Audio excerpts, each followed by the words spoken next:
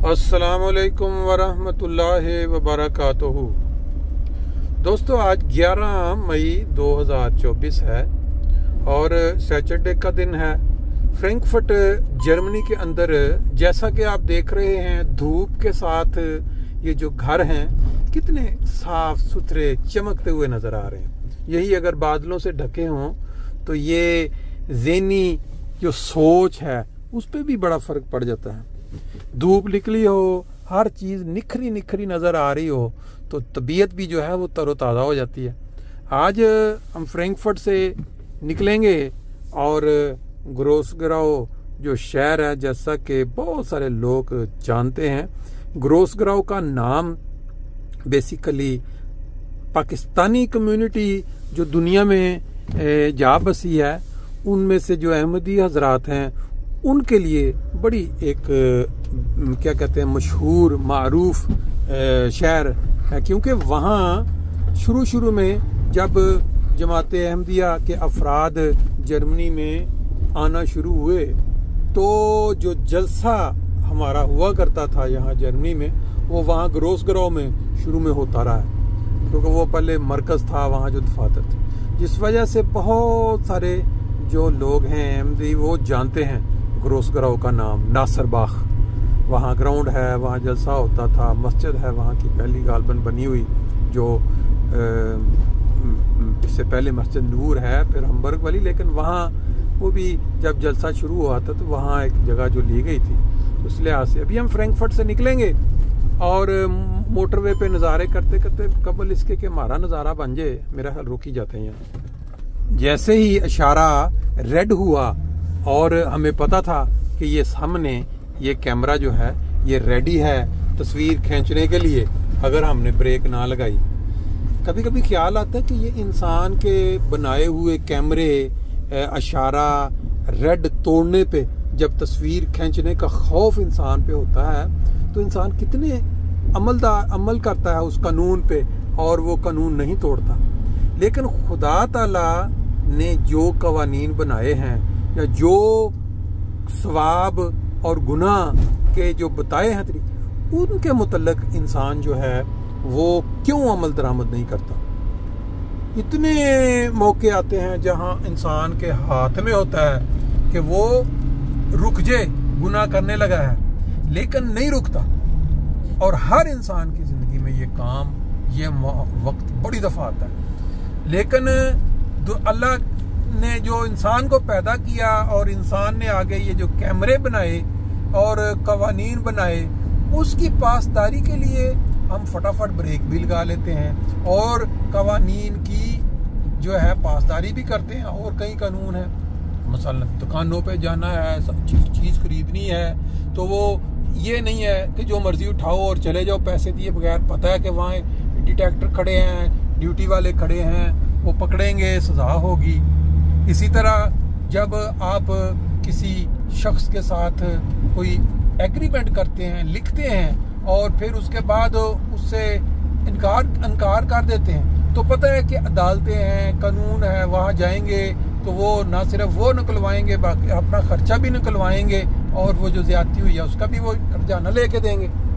लेकिन क्या वजह है कि खुदा ताला के जो कानून है, खुदा ताला ने जो बताया कि ये बात गलत है, ये बात सही है, इस रास्ते पे चलोगे तो सवाब मिलेगा, इस रास्ते पे चलोगे, और खुदा ताला का जो कैमरा है या जो रिकॉर्ड सिस्टम है वो इस इंसान के बस में नहीं है कि उसका एक अशीर भी बना सके। एक एक लम्हा, एक एक सेकंड जो है वो इंसान का खुदा के नज़दीक रिकॉर्ड हो रहा है। इसके बावजूद हम गुनाह भी करते हैं, लोगों का हक भी मारते हैं, रिश्तों को निभाते हुए भी डंडी मारते हैं। जहाँ फ़ायदा नज़र आता है वहाँ ताल्लुकात मजबूत बना लेते हैं, और जहाँ नज़र आता है कि यहाँ कोई फ़ायदा नहीं है इस ताल्लुक में, इस रिश्तेदारी में, वहाँ हम उनको इग्नोर करते रहते हैं। बहुत सारे हम में से ऐसे लोग हैं, गरीब रिश्तेदारों के साथ ताल्लुक बनाने में उनको शर्म आती है। लेकिन अगर एक अमीर रिश्तेदार हो, नामी ग्रामी उसकी पोजीशन, तो उसके साथ हवाले देते हुए इतराते हैं कि वो फलां आदमी जी हमारा फलां, वो ये जो फलां माल लगता है। ये इंसान की औकात है। अब बात صرف ایک جو میری سمجھ میں آتی ہے وہ یہ ہے کہ یہاں دنیا کے اندر جو جرم انسان کرتا ہے، جو غلط کام کرتا ہے، اس کی تصویر کھینچی جائے یا اس کا کوئی ثبوت ان اداروں کے پاس محکموں، اس کی سزا اس کو ہفتے یا مہینے بعد مل جاتی ہے، جس کی وجہ سے اس کو یہ ڈر خوف رہتا ہے کہ میں نے یہ کام نہیں کرنا، کیونکہ مجھے پچھلی دفعہ یہ سزا ہوئی تھی، جو بیلٹ نہیں لگائی تھی تو پولیس والے نے پکڑ کے 50 یورو یا 70 یورو ٹھوک دیے تھے۔ میں نے ریڈ اشارہ کراس کیا تھا تو مجھے 150 کی پڑ گئی تھی۔ میں نے فلاں شخص کا حق مارا تھا یا میں اس کے ساتھ زیادتی کی تو اس عدالت میں کیس کر کے میرے سے نہ صرف وہ نکلوائے بلکہ عدالت کا خرچہ بھی لے لیا۔ میں نے فلاں رشتہ دار کے ساتھ اگر ایک موقع پہ زیادتی کی تھی تو اس نے اس سے بڑھ کے زیادتی میرے سے اگلی دفعہ کی۔ اب خدا تعالیٰ کا جو معاملہ ہے، خدا تعالیٰ نے جو قانون بنائے ہیں ان کے معاملے میں یہ ہے کہ کوئی سزا فوری طور پہ بظاہر نظر نہیں آتی کہ یہ کوئی جرم کر دیا، جیسے کوئی چوری کی ہے، کوئی دھوکہ دیا ہے، لوگوں کا مال کھا لیا، جیسے جن ملکوں میں لوگوں کے پاس حکومت ہے، مطلب وزیر اعظم ہے یا دوسرے اداروں کے سربراہ ہیں، ان کے ہاتھ میں طاقت ہے، وہ اس طاقت کو استعمال کرتے ہوئے لوگوں کا مال کھا جاتے ہیں جو کہ ان کا حق ہے، تو ان کو بھی کوئی سزا نہیں ہوتی۔ اب اس کی وجہ صرف یہی ہے کہ انسان کا خدا تعالیٰ کی ذات پہ یا یوم آخرت پہ، جزا و سزا کے دن پہ وہ والا یقین نہیں ہے۔ جو عمل انسان کو پتا ہو کہ میں فلاں دوائی ڈاکٹر نے مجھے لکھ کر دی ہے، مجھے اس دوائی کے ساتھ آرام نہیں آنا کیونکہ یہ دوائی ایسی ہے کہ مجھے کسی نے بتایا تھا کہ اس کا فائدہ کون، تو انسان نہیں کھاتا۔ لیکن جب انسان کسی نئی جگہ پہ جاتا ہے، اس کو یقین ہوتا ہے کہ یہ ڈاکٹر بڑا مشہور ہے، بڑا معروف ہے، تو اس کی علاج سے آرام آ جاتا ہے، بندہ بھاگ کے زیادہ پیسے دے کے قرض اٹھا کے بھی اس کے پاس جائے گا کام۔ اب جو ہم اعمال کرتے ہیں، اس کی اعمال یقین اگر ہو خدا تعالیٰ کی ذات پہ اتنا کہ ہم جو کچھ کر رہے ہیں اس کی پکڑ، اس کی سزا ہمیں ہونی ہے۔ بعض سزائیں آپ دیکھیں اس دنیا میں بھی نظر آنی شروع ہو جاتی ہیں۔ آپ بہت سارے لوگوں کو دیکھا ہوگا جنہوں نے اپنے ماں باپ کے ساتھ بچپن میں زیادتی کی ہوتی ہے، جب وہ بوڑھے ہوتے ہیں تو ان کو اسی دنیا میں سزا ملتی ہے ان کے اپنے بچوں کے ذریعے۔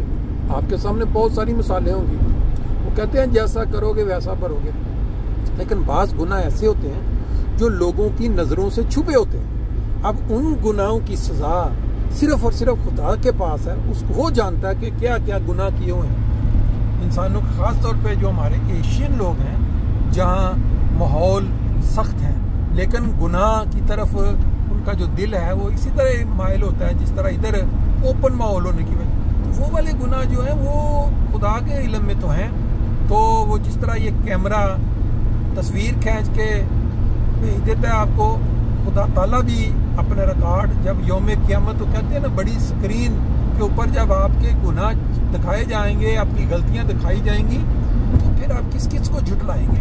ناممکن ہوگا۔ اس دن انسان کی آنکھ کھلے گی اور ٹو لیٹ ہو جائے گا۔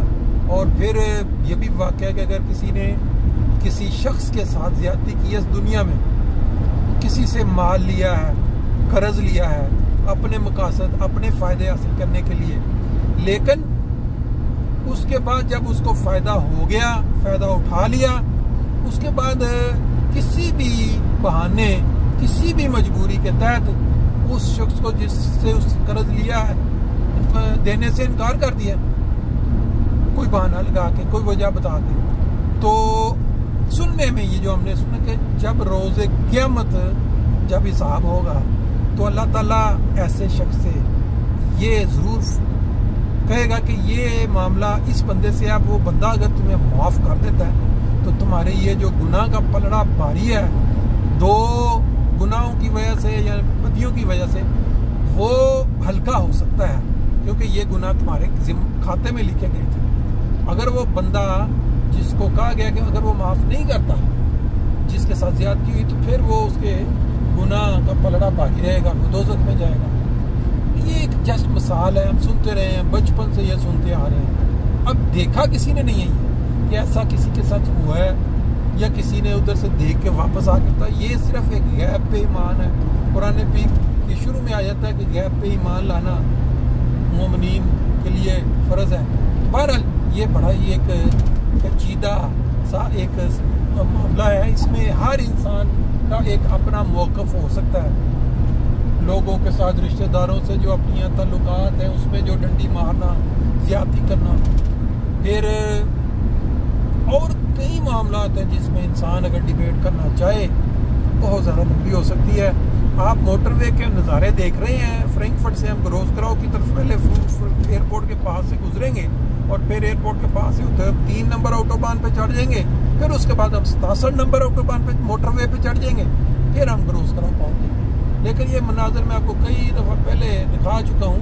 صرف بات چل رہی تھی کہ ان کیمروں کا ہم بڑا لحاظ کرتے ہیں، رک جاتے ہیں اشاروں پہ، لیکن جو خدا تعالیٰ کے خفیہ کیمرے ہیں جو گناہ اور ثواب کی تمیز پکڑنے کے لیے ہیں، ان کے سامنے ہم کوئی کیا کہتے ہیں اپنے اوپر اس کو حاوی نہیں کرتے، اس کا کوئی اثر نہیں لیتے اور ڈٹائی کے ساتھ گناہ کرتے چلے جاتے ہیں.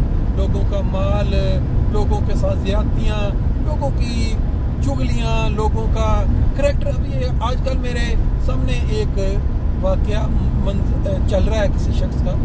وہ بہت ہی اچھا انسان تھا، بہت ہی ملنسار انسان تھا، لوگوں کے ساتھ ملتا تھا، بہت اچھی ڈیوٹیاں دیتا تھا. لیکن ایک ایسا انسیڈنٹ ہوا اس کی زندگی میں، اس کا دماغ کمپلیٹلی طور پہ ہل گیا.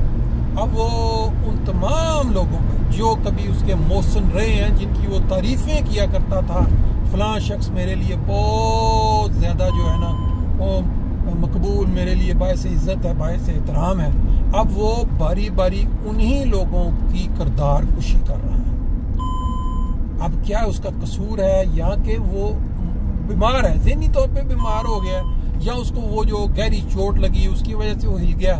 نہیں جی، اوپر آپ دیکھیں آسمان میں فلائی کرتے ہوئے جہاز بھی آپ دیکھ رہے ہیں، اور ساتھ ہمارا یہ سفر جو کروز کراؤ کی طرف ہے وہ بھی ساتھ چل رہا ہے. اب وہ انسان اس کو پتہ ہی نہیں چلتا. دانستہ طور پہ میں نے کئی دفعہ اس کے ساتھ تعلق رکھا تاکہ پتہ لگے اس کو پڑھ سکے. تو وہ جس شخص نے بھی جس رنگ میں بھی اس کے ساتھ کبھی نیکی کی ہے یا احسان کیا، اب اسی شخص کو وہ اتنی زیادہ ڈٹائی کے ساتھ کردار کشی کرے گا اور ایسے ایسے گھٹیا الزام ڈھونڈ کے لائے گا کہ انسان دنگ رہ جاتا ہے.